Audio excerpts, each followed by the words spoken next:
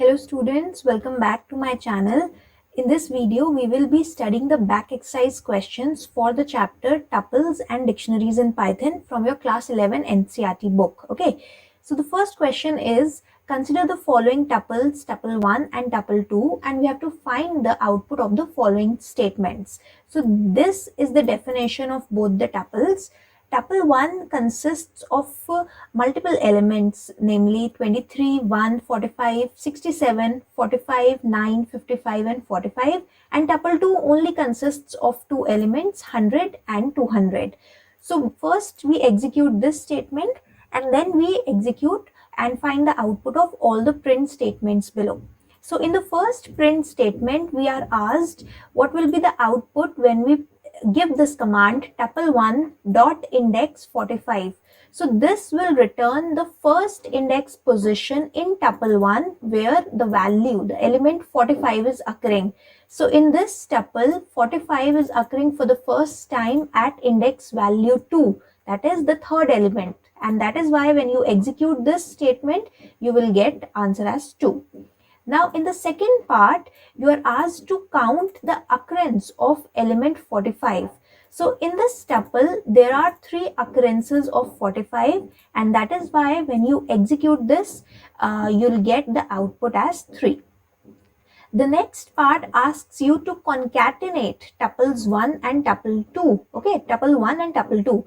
So the output of this particular statement will consist of a single tuple such that the resulting tuple will first contain all the elements of tuple 1 which was present on the left hand side of the concatenation operator, and then all the elements of tuple 2 which was present on the right hand side of the concatenation operator. Okay. Next print statement asks us the length of tuple 2. Since there are two elements in tuple 2, the answer will be 2 as shown here. Okay. In the next part, we have to find the maximum of tuple 1.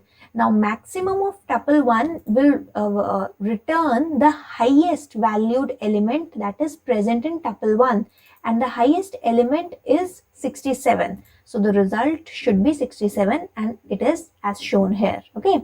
Now if we have to find the minimum value, this will return the minimum value from this tuple 1, and the minimum value or the smallest value is 1, and that is why the answer is 1 here.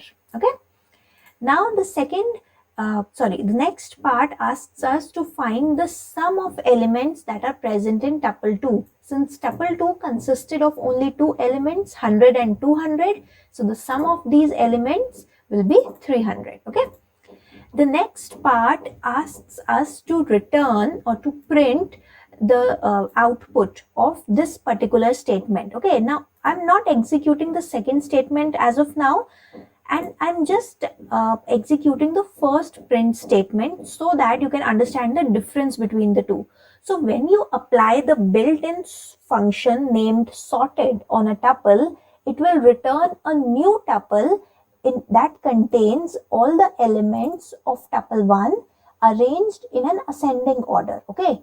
But tuple 1 itself remains unchanged. Okay. So this particular print statement will return the new tuple that contains all the elements of tuple 1 in a sorted order.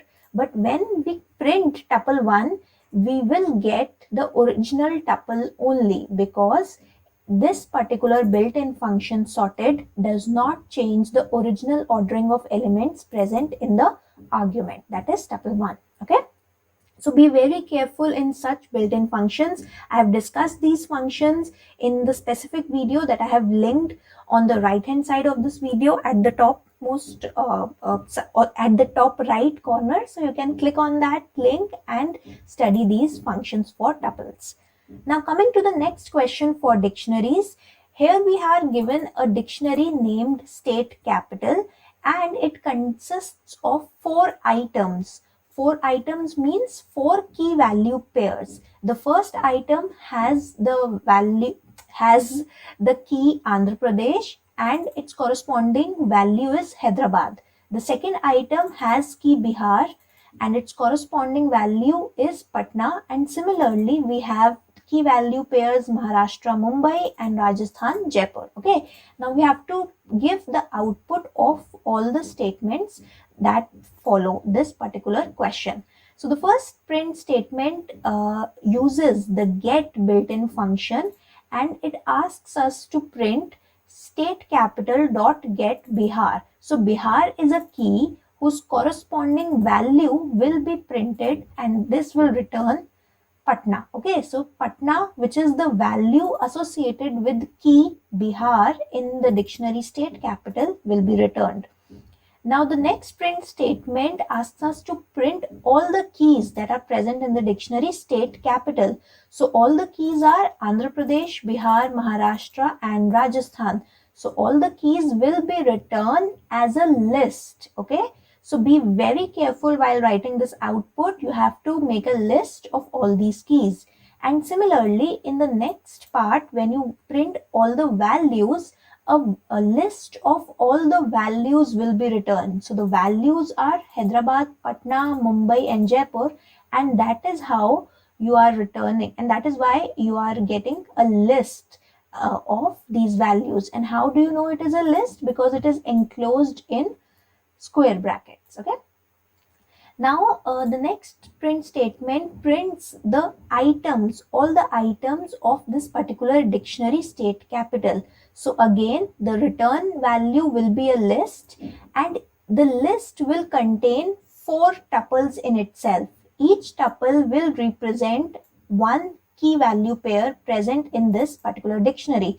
Since there are 4 items or 4 key value pairs, so we'll have 4 tuples in the return in the value printed by this particular statement, and each tuple will correspond to one of the key value pairs present in the dictionary. Okay. The next statement asks us to print the length of the dictionary, and the length of a dictionary is equal to the number of items present in that dictionary. So the return value or the print statement will give the value 4. Okay. The next print statement uses the membership operator in, and it asks whether the key Maharashtra is present in the dictionary state capital. Since Maharashtra is a part of the dictionary, so the printed value will be Boolean true. Okay. Now the next print statement asks whether Assam is present, and if it is present, we need to get its corresponding value. So the get function takes as an argument the key, one of the keys of the dictionary, and then the corresponding value is returned. So previously, when we used this function on a valid key, which is Bihar, we got the return value as Patna. But since Assam is not present as a key in this dictionary, the return value or the printed value would be none. Okay. The next statement asks us to delete this the item having the key Andhra Pradesh, but be very careful. Here Andhra Pradesh has a space in between. Okay, so the words Andhra Pradesh has a space between them, but the key that is present in the dictionary does not have a space between the words Andhra and Pradesh. So this is an invalid key and a key error will be returned. So what is the key error? That this key is not present in this particular dictionary state capital. Okay. So this was all for today's video. These are the main questions from dictionary and tuples that you need to understand and print their outputs. I hope you have understood all these questions. If you have any doubts, let us know in the comment section below. Thank you for watching. From the next video, we'll be starting class 12th Python. So stay tuned, tell your friends and let us know how you are liking the videos. Thank you for watching. Till we meet in the next video, mind your exam.